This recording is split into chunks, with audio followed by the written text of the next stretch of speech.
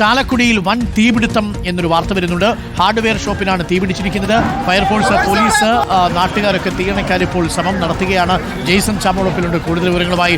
Jason, ഇപ്പോൾ തീ പിടിച്ചിരിക്കുന്നത് ഒരു ഹാർഡ്വെയർ ഷോപ്പിനാണ്. അപ്പോൾ അവിടെ കത്തുന്ന പദാർത്ഥങ്ങൾ കൂടുതലുണ്ടെന്നാണ് മനസ്സിലാക്കുന്നത്. തൊട്ടടുത്ത് ചില കടകളും കെട്ടിടങ്ങളും ഒക്കെ ഉണ്ട്. തീ ഇപ്പോൾ നിയന്ത്രണ വിധേയമാക്കിയിട്ടുണ്ടോ ജെയ്സൺ? അരുൺകുമാർ, രാവിലെ 8:30യോടുകൂടിയാണ് ഈ തീപിടുത്തം കണ്ടത്. പെട്ടെന്ന് തന്നെ കത്തുകയായിരുന്നു. പ്രധാനമായും ഹൂക്കൻസ് സ്പെയർ ഹാർഡ്വെയർ ഷോപ്പായതുകൊണ്ട് തന്നെ പല രീതിയിലും തീ ആളിപ്പടരാൻ സാധ്യതയുള്ള നിരവധി അസംസ്കൃത വസ്തുക്കളൊക്കെ സൂക്ഷിച്ചിരിക്കുന്ന ഒരു ഹാർഡ്വെയർ ഷോപ്പ് കൂടിയാണല്ലോ.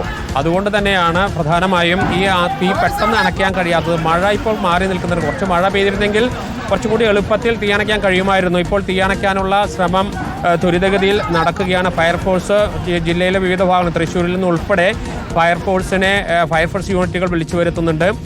പക്ഷേ സമീപ പ്രദേശങ്ങളിൽ നിന്നെല്ലാം ആളുകളെ ഒഴിപ്പിച്ചിട്ടുണ്ട്. സമീപത്തെ കടകളുണ്ടെങ്കിലും രാവിലെ 8:30 എന്നൊരു സമയം ഒരു ആശ്വാസകരമായ സമയമാണ്. കാരണം ഷോപ്പുകളൊന്നും കാര്യമായി തുറക്കാത്തൊരു സമയമാണെന്നുകൊണ്ട് തന്നെ വലിയ അപകട സാഹചര്യം ഉണ്ടായില്ല. പക്ഷേ ഇപ്പോഴും തീ അണയ്ക്കാനുള്ള ശ്രമം തുടരുകയാണ്.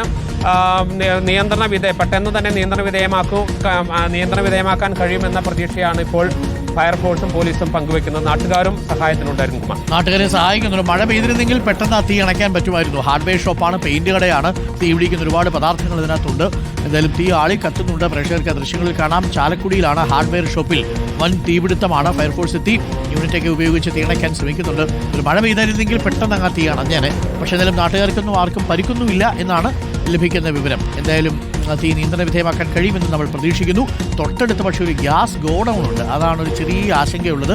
പക്ഷെ അവിടേക്കൊന്നും തീ പോയിട്ടില്ല എന്നാണ് മനസ്സിലാക്കുന്നത്. നമ്മുടെ ഫയർഫോഴ്സ് സൂപ്പറാണ്. അപ്പോൾ അതുകൊണ്ട് എന്തായാലും അവരത് പ്രതിരോധിക്കും എന്ന് തന്നെ നമ്മൾ വിശ്വസിക്കുന്നു.